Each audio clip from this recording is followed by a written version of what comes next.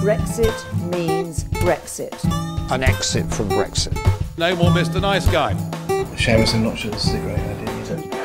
Order! Hello and welcome to the Debated podcast. I'm Will. Unfortunately, I'm not joined by my co-host Conrad today as he's ill. However, I am joined by the Member of Parliament for Lewisham Deptford, Shadow Minister for Civic Society and Chair of the Youth Violence Commission, Vicky Foxcroft. Hello, Vicky. Oh, hi, Will. Welcome to the podcast. Firstly, I'd like to ask, why do you think knife crime has increased so much in recent years? I think, you can't go and, cut youth services, cut Sure Start, cut pastoral support in school, and actually cut community support police officers as well, and not think that there will be some kind of impact. And one of the things is when knife crime kind of starts spreading, and one of our kind of big headline recommendations in terms of the public health approach, in terms of the Youth Violence Commission's report is, the World Health Organization say you have to treat violence like a disease, and diseases spread. And this is what we're seeing in terms of knife crime at the moment, is that it's spreading, further and further. And that's the reason why we need to kind of have an approach that that really does look in terms of policing, but also looks at all of those other support services to go and, help our young people to be able to build, fantastic lives and ensure that they're resilient. Mm-hmm. You set up the Youth Violence Commission back in 2016. What prompted you to do that? Very sadly, for us in Lewisham and Lewisham Deptford, we lost a number of young people's lives, and people were, obviously angry. They were angry with politicians, they were angry with the police, they were, angry in their local communities, and kind of a realisation that, it wasn't just, kind of one person's responsibility, but that it was a whole community approach, but also a realisation that you can't just tackle all of these things overnight. And the one thing that we wanted to make sure that we did do when we set up the Youth Violence Commission is we wanted to make sure that it was evidence-led, which is the reason why we had academics from Warwick University and the Open University work with us on this. And we also felt it was really important that young people's voices were at the heart of the debate, because, young people aren't, kind of just the problem. They're actually part of the solutions. There's been a strong link between pupils with special educational needs not being properly looked after by the educational system and knife crime. What would you say is the reason that many young people in situations like this become involved in knife crime?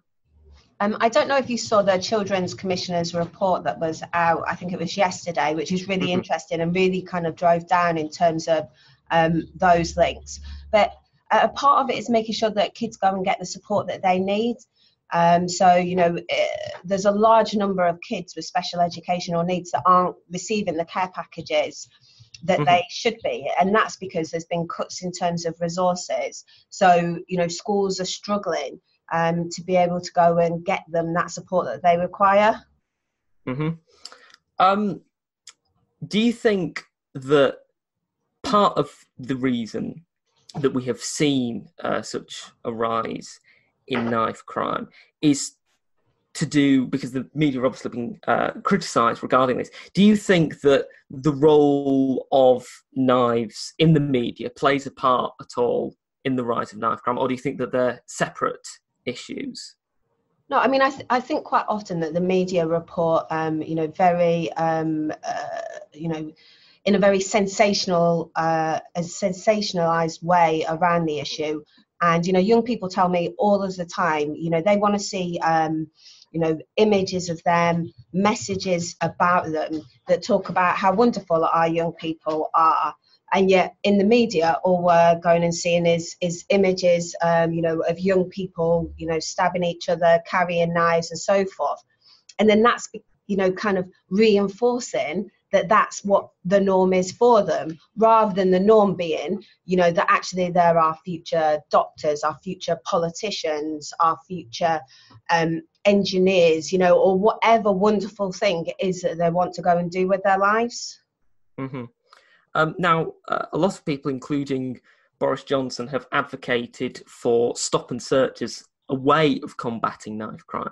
How effective or ineffective do you think that has been as a policy?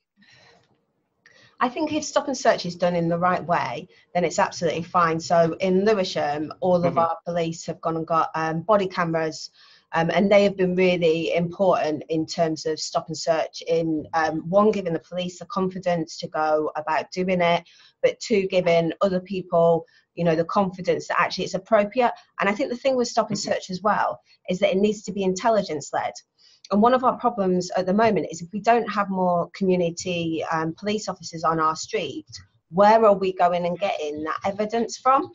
So I think that, we've never said that we're anti-stop and search, just that it needs to be done in the appropriate fashion. Speaking of police officers, how linked do you think the rise of knife crime is to the declining number of police officers? Well, it's kind of like what I went and said at the start, you cut Sure Start, you cut youth work, you cut funding in terms of schools to provide that pastoral support, and you cut police numbers at the same time. Those are kind of where the links are, because arguably you would say for a Conservative government they might go and cut all of the other stuff, but actually they wouldn't go and cut police because of civil unrest. And yet, they've gone and, made a decision to cut, police, as well as kind of all of the things that they've done in terms of police pay and police morale and so forth. In the interim report by the Youth Violence Commission, the Commission argues for the creation of a national youth policy framework. Do you think you could explain to our listeners what that would entail? Yeah, and I guess I can't explain it there kind of, right away in all of the detail, because you do need to go and assess what you've got out there, how much is still being provided by local authorities, how much is being provided by different charities, and where are the gaps? And that's what you need to kind of work out. And this is the reason why our headline recommendation was around a public health approach, is making sure that we go and follow the evidence in terms of where the gaps are and where we need to go and make sure that we provide extra support. I don't think you can just rip everything up that you've gone and got at a point. I think you need to work with what you've got and be able to build and expand on it.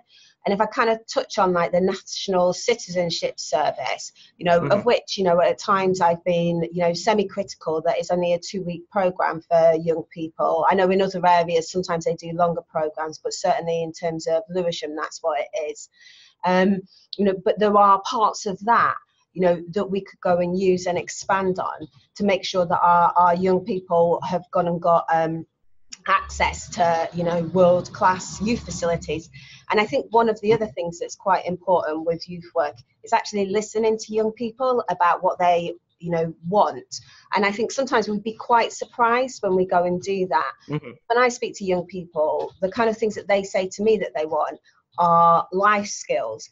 And I know when I was in a conversation with UK Youth, and they'd done some surveys of young people about what they wanted, and they said that they wanted lessons in terms of budgeting and so forth around, if they want to apply for a mortgage or anything like that in the future. And so they put it on, and they worried that nobody would turn up. And all of the classes and stuff that they put on were massively oversubscribed. Yeah. Turning now just to a recent promotion that you had. You were recently made Shadow Minister for Civic Society.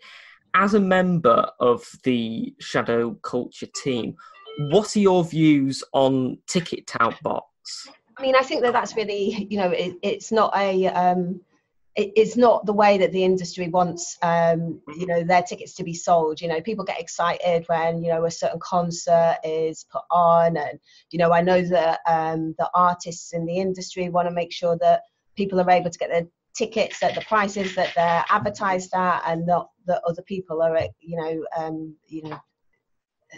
kind of hijacking the system in order to just make their own money out of that. So it's not something that we're in favour of. Mm-hmm. What is it like to be in Parliament with someone that you ran against in 2015, Bim Athalani? I mean, how is that as sort of as a situation? Yeah, I mean, I suppose in some ways, when Bim actually stood against us in Lewisham in 2015, I did say to him, I'm pretty sure I'm going to see you again in the future. Yeah. I said, are you seeing this as you kind of, run before your actual run?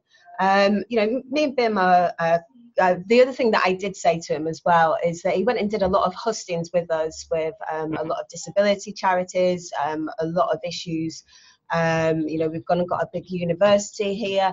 And I said to him, do not forget everything if you're elected somewhere else, that you've gone and learned about the communities here when you end up in Parliament in the future. And so one of the first things that I said to him when I saw him in Parliament is, I hope you don't forget all of the stuff that you went and saw when you were in Lewisham Deptford, and actually the things that you went and said to people at different times. We're coming towards the end of the podcast now, and I'd like to ask one final question. At the moment, we have the Conservative leadership contest and the Liberal Democrat leadership contest, and there are a lot of different slogans associated with different candidates. If you ever stood for the leadership of the Labour Party, what do you think your slogan would be?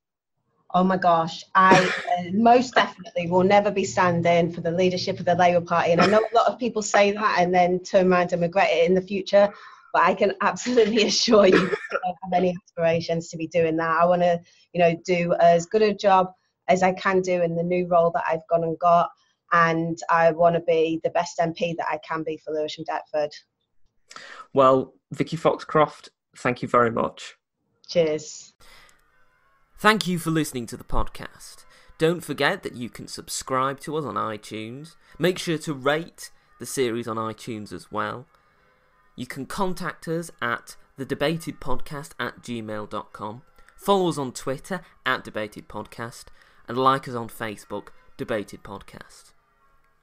Make sure to tune in to the next episode to hear some great political discussion.